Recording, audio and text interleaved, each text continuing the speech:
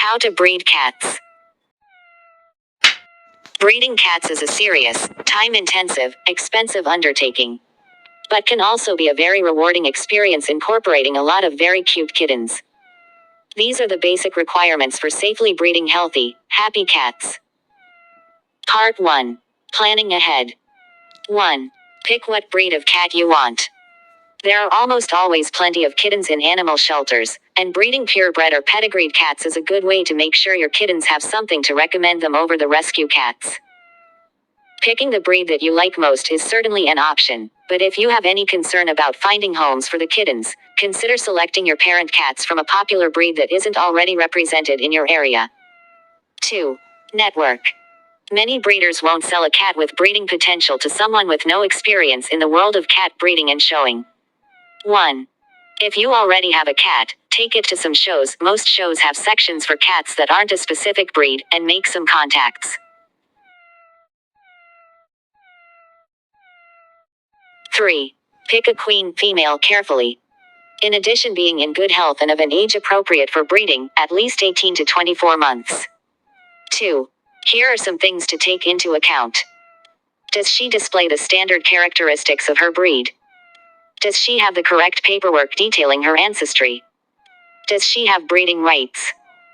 Did her mother or grandmother have any pregnancy complications? Cats that have been shown and done well will produce more desirable kittens, so consider whether you can show her successfully or whether she has already been shown. Is she friendly and sociable? These are inherited traits. 3. 4. Find a good stud. Most of the things you look for in a queen are very similar to those you want in a stud. Character, looks, breed status, and health are equally important. Stud owners should have paperwork that demonstrates the current health and breed status of their cat. It isn't wise to use a pet cat as a stud. Normal behavior for unneutered male cats includes aggression and spraying. And this behavior doesn't necessarily cease if the tom is later neutered. 5. Ask around at vets, cat shows, and breeders to find an eligible stud who's not too closely related to your queen.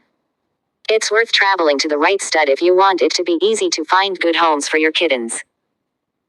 Any breed-specific diseases. 6.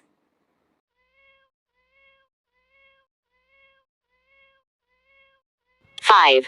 You need to make sure that both cats are healthy before breeding them. Some things to have the vet check for are: vaccinations should all be up to date. FELV and FIV, these tests should happen directly before each breeding. Ringworm, ear mites and fleas. A stool check should be performed for internal parasites.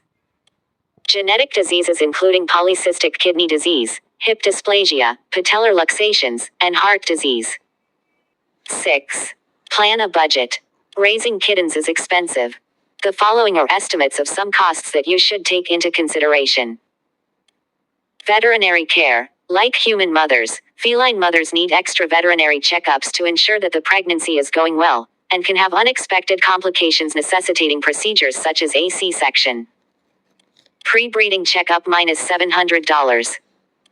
During pregnancy checkup with ultrasound -$160, or with X-ray $110. Emergency C-section, at least $300. 7. Food. Good quality food for your queen is important throughout her entire life, but especially during pregnancy. You also need to make sure her kittens have good quality food as they are weaned. This is essential to their development. You should budget for things like fresh chicken, fish, special kitten food, and raw good quality minced beef, all of which are good for weaned kittens. Food for the queen during pregnancy and lactation -$147. Emergency food for the kittens if something goes wrong with their milk supply -$20. Emergency food for the kittens if something goes wrong with their milk supply -$20.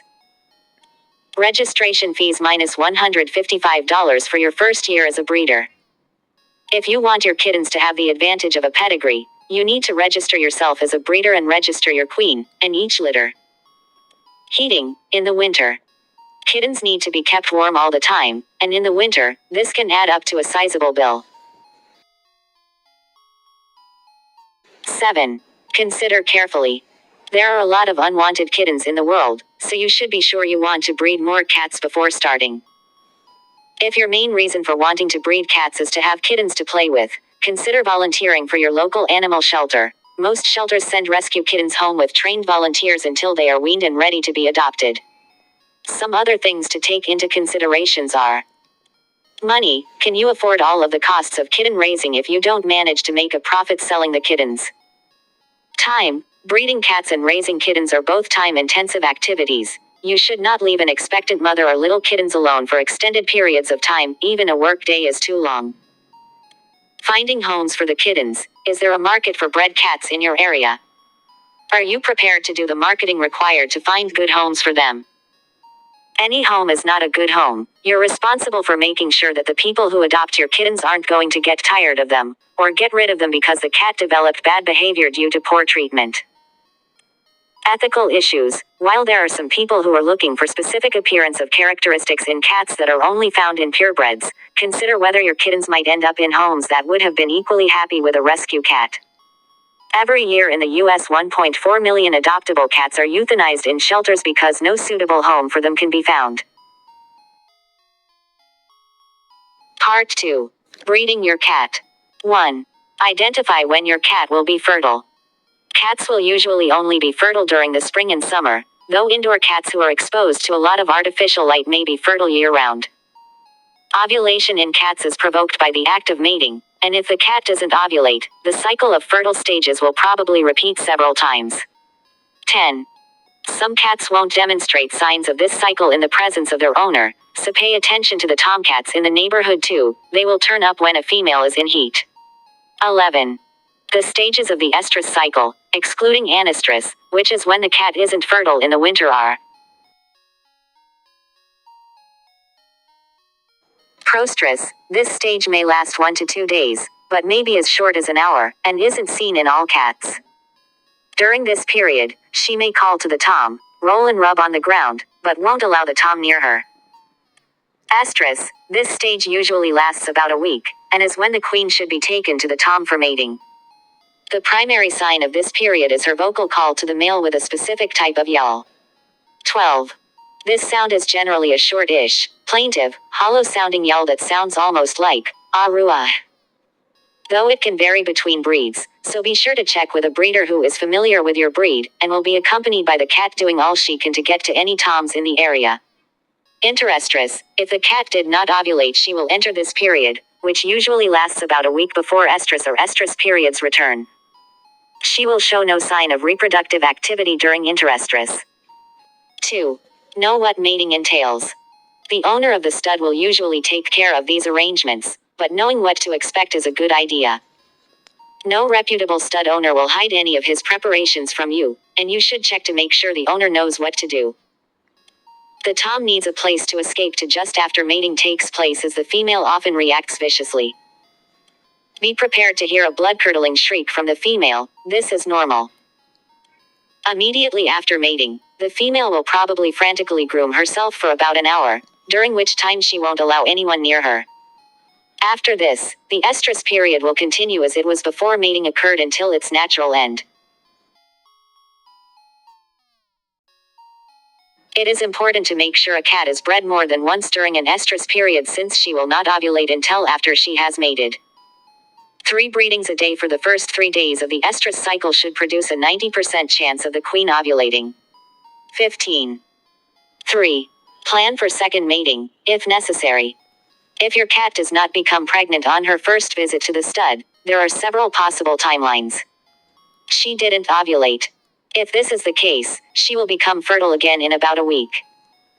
She ovulated, but didn't become pregnant. This period is called meestrus. It lasts 5 to 7 weeks, and during it she will not demonstrate any reproductive activity.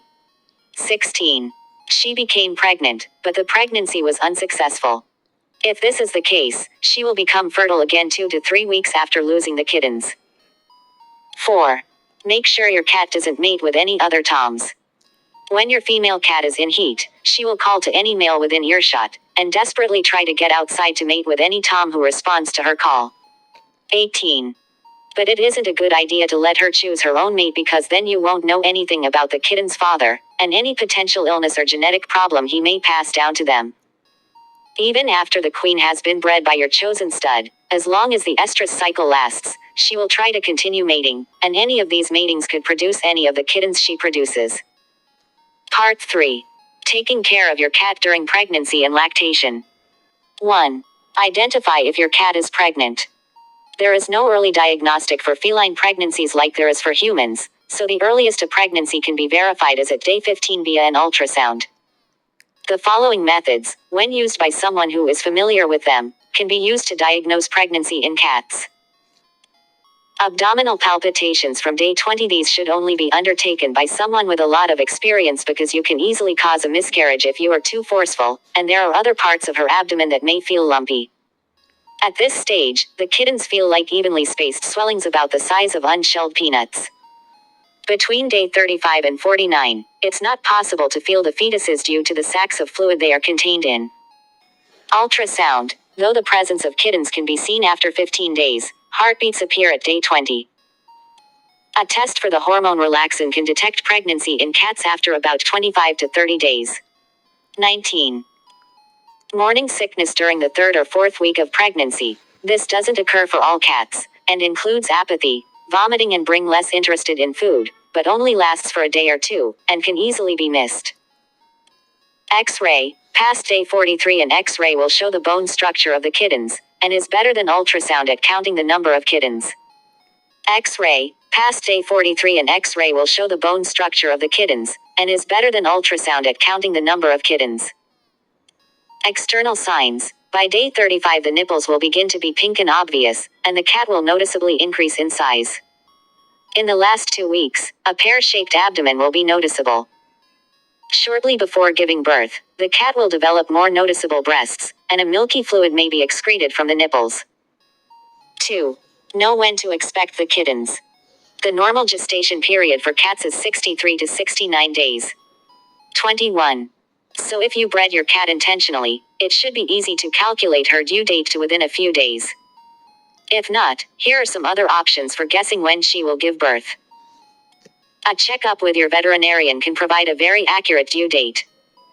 Your vet will probably use one of the diagnostic methods in determining whether a cat is pregnant to guess how far into her pregnancy she is. Signs that queening is imminent include vomiting, crying, seeking out a place to have her kittens, and grooming. Remember when you last heard her giving the mating call discussed above, this sound is generally a short-ish, plaintive, hollow-sounding yell that sounds almost like "Arua." This was a sign of the last time she was fertile, and the pregnancy probably began during that week. Watch the tomcats in the neighborhood. The week they stopped being regularly found around your house is probably when she became pregnant. 3. Check in with your veterinarian. You should make an appointment with your vet 2 to 3 weeks after mating, or as soon as you suspect she is pregnant if it may be more than a month into her pregnancy. At this point, you should get some recommendations for keeping your cat healthy during her pregnancy. If the pregnancy appears to be normal, then one more visit about a week before the kittens are expected is all that's necessary. The vet will check to make sure that the kittens are healthy, and go over what you should do when they are born. 23. 4. Help your cat give birth. Cats generally prefer to be left mostly alone when giving birth, but your pet will probably be reassured to know that you are in the vicinity. Some things she will be looking for in a nesting spot are easy access to food, water, and a litter box, but don't put the litter box too close as you don't want to invite an infection. It should be in a quiet, dark corner of the house with little traffic. A box lined with cozy blankets is generally a good idea. It should be somewhere that the kittens won't accidentally stumble out of. Newborn kittens are blind and deaf, and the mother will want to keep them enclosed in a small space until they are old enough to jump out of it. Remember, if she chooses a spot other than the one you have prepared for her, accept it. Moving her will stress her out and may cause her to delay the birth. 5. Know the signs of complications. If any of the following occur, take your cat to the veterinarian immediately. Any yellow, green, or bright green discharge. Any bloody discharge. Each kitten born should be followed by a placenta. If the placenta does not emerge, take the cat to a vet to have it removed. Do not attempt this yourself, it can kill the cat if done incorrectly. If you come upon your cat after she has already had 1 or 2 kittens, don't be alarmed if a placenta or 2 is missing. Mother cats eat the placenta to regain the nutrients they contain. No kittens have been produced 3 to 4 hours into labor. The queen is distressed, crying, or licking her vulva without producing any kittens. 6. Check on the kittens as they are born. As each kitten is born, the mother should lick it to remove the embryonic sac. This will stimulate the kitten to breathe and move. If the mother doesn't do this, you will need to use sterile hands and a clean towel to remove the embryonic sac and wipe the kitten's face clean. If the mother continues to show no interest in the kitten and it begins to shiver, dry it with a clean towel vigorously enough to make it meow. This is still very gently. This should get the mother's attention.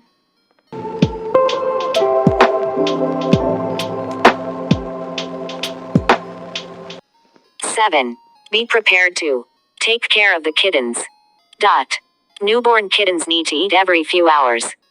If the litter is especially large, often the smaller, weaker kittens, runts, will be excluded from nursing.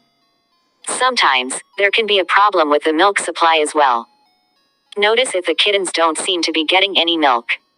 Consult a vet if the mother doesn't appear to be lactating. They can sometimes stimulate the milk supply, but make sure the kittens get milk as often as they need it. There are 2 options for replacing a mother's milk supply. Acquire a surrogate mother. This means a cat who has kittens of the same age but has a very small litter. Cats are generally happy to accept surrogate kittens, provided they have a small enough litter of their own, and the surrogates are of a similar age to their own litter. Hand feed the runts. To do this you will need milk formula specifically for kittens in a bottle with a teat designed for kittens. If you're having difficulty finding these, contact your vet for assistance. Make sure to follow the instructions on the milk substitute to make it the correct temperature and consistency.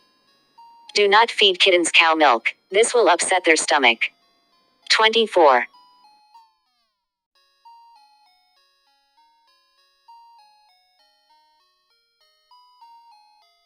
8.